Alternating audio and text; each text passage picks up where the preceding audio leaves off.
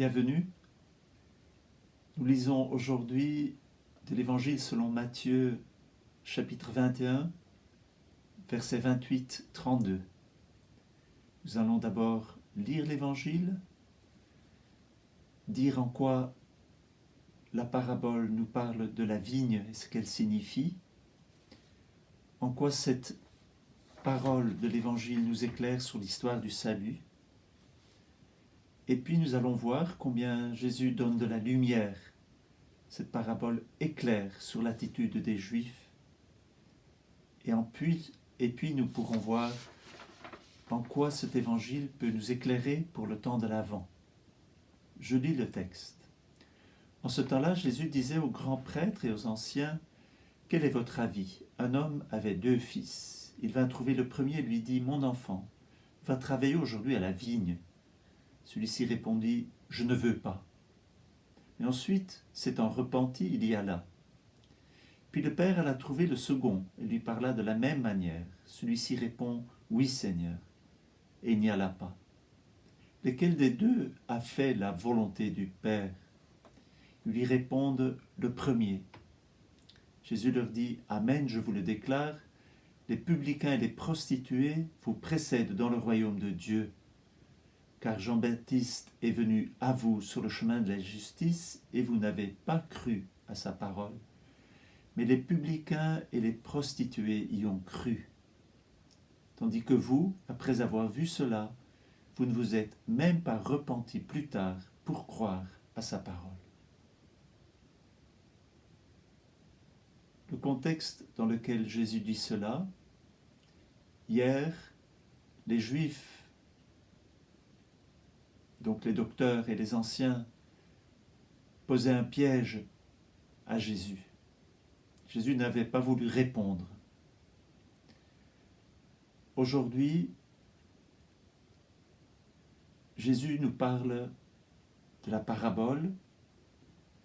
Un homme invite ses 2 fils à travailler à la vigne.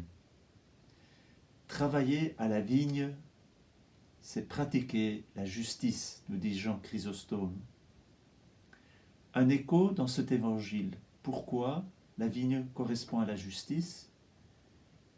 Car Jean-Baptiste est venu à vous sur le chemin de la justice et vous n'avez pas cru à sa parole. Mais les publicains et les prostituées y ont cru. Tandis que vous, après avoir vu cela, vous ne vous êtes même pas repentis plus tard pour croire à sa parole. Travailler à la vigne, c'est pratiquer la justice. Ne pas vouloir travailler, c'est ne pas vouloir pratiquer la justice. En cela, cette parabole nous donne un éclairage sur l'histoire du salut. Ceux qui n'ont pas voulu y aller et qui sont allés, ce sont ceux qui ne la pratiquent pas, ne la pratiquaient pas, et qui ont appris à la pratiquer.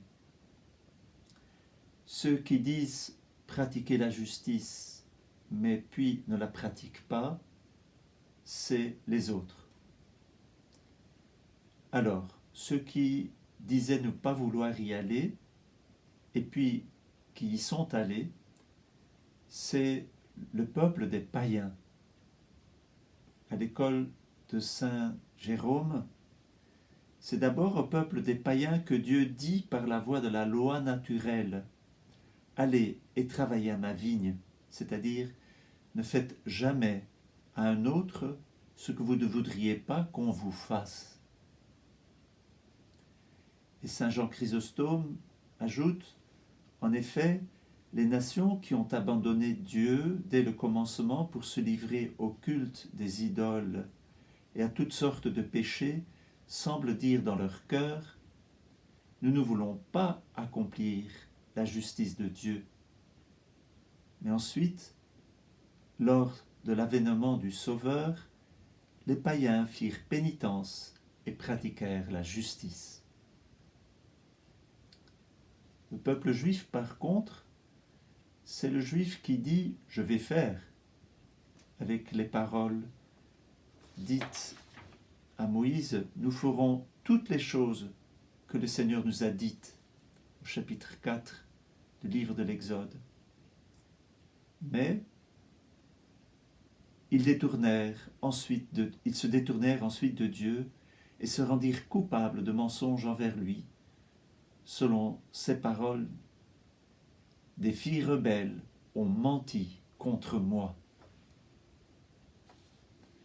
Donc dans l'histoire du salut, ceux qui ne voulaient pas pratiquer la justice, c'était plutôt les peuples païens qui, à la proclamation du royaume, se sont convertis. Les Juifs, se disant sujets de la loi, n'ont pas reconnu le Sauveur, n'ont pas reconnu la proclamation du royaume. Amen, je vous le déclare, les publicains et les prostituées vous précèdent dans le royaume de Dieu. Le royaume de Dieu, c'est l'Évangile et l'Église actuelle, dans laquelle les nations ont précédé les Juifs, car elles ont pratiqué, embrassé bien plus tôt la foi. Origène va ajouter à cela, mais en fait, cela ne veut pas dire que les Juifs n'entreront pas un jour dans le royaume de Dieu, mais ce ne sera que lorsque la plénitude des nations y sera entrée, que tout Israël sera sauvé. Ça, selon les paroles de l'Épître aux Romains au chapitre 11. C'est donc que Jésus donne une lumière. Il se sert d'une parabole pour éclairer les docteurs et les anciens. Et c'est très beau parce que dans la parabole,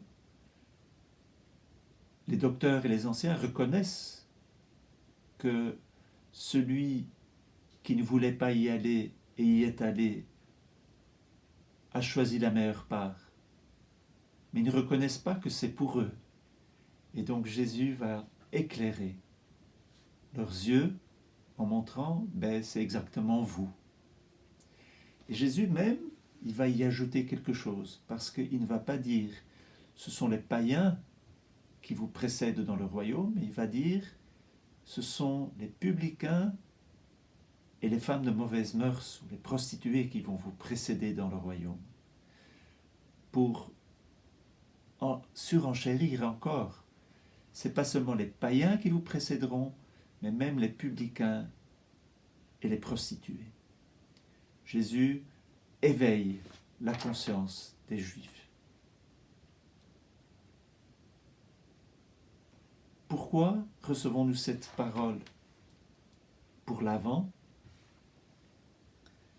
Cela me fait penser à une rencontre que j'avais un jour avec un père trappiste qui me disait, le chrétien qui se nourrit du corps et du sang du Christ, qui vit cette profonde communion au Christ, il est peut-être plus frère et sœur de Jésus que le juif. Le païen qui s'est converti, qui a reçu la foi, vit cette profonde communion au Christ.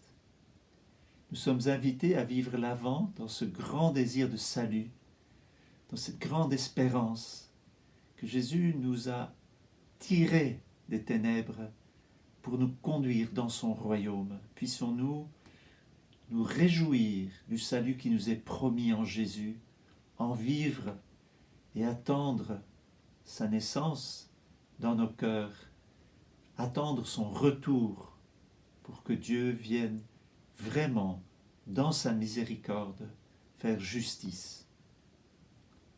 Bonne journée, à demain.